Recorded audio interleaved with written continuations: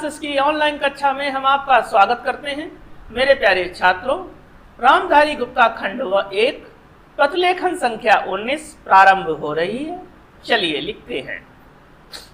महोदय जब तक हिंदी भाषी हिंदी को हृदय से स्वीकार नहीं करते तब तक वह राष्ट्रभाषा का स्थान नहीं पा सकते, और यह तभी हो सकता है जब वे यह समझें कि इसमें उनका भी योगदान है और उन्होंने इससे केवल लिया ही नहीं बल्कि इसे कुछ दिया भी है, और उन पर कोई दूसरी भाषा लादी नहीं गई है, बल्कि यह उनकी ही भाषा है।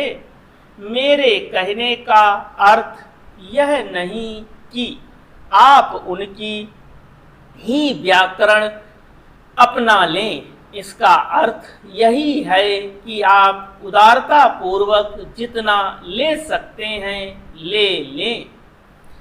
भाषा इसी प्रकार बन सकती है।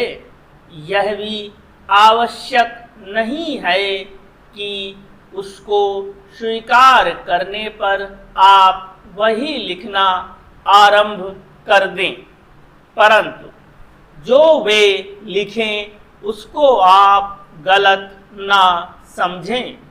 आज किसी भी भाषा का रूप वही नहीं है जो उसके प्रारंभिक काल में था।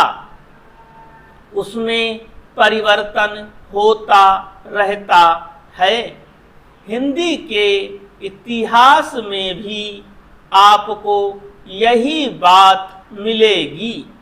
मैं हिंदी का कोई विद्वान नहीं हूँ, पर मैं अपने अनुभव से कह सकता हूँ कि उसमें भी पिछले 500-600 वर्षों में बहुत अंतर पड़ा है तथा पहले की और आज की हिंदी में काफ़ी अंतर है।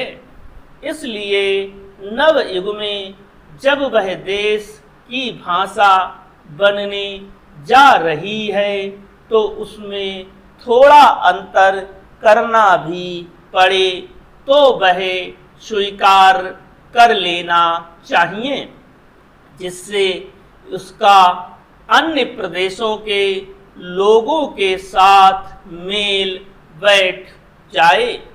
कई हिंदी भाषी लोगों ने भी हिंदी की काफ़ी सेवा की है। आपके राज्यपाल महोदय हिंदी भाषी हैं और इन्होंने अपनी भाषा की बड़ी सेवा की है। यह भी हिंदी के पक्ष में थे और उन्होंने बड़ा योग दिया, जिसके कारण हम संविधान सभा में सफल हो सके। इनका भी यही विचार है जो मेरा है। मैं चाहता हूँ कि इनको भी हिंदी की सेवा करने का अवसर दिया जाना चाहिए। उसका फल हिंदी के लिए और देश के लिए अच्छा ही होगा।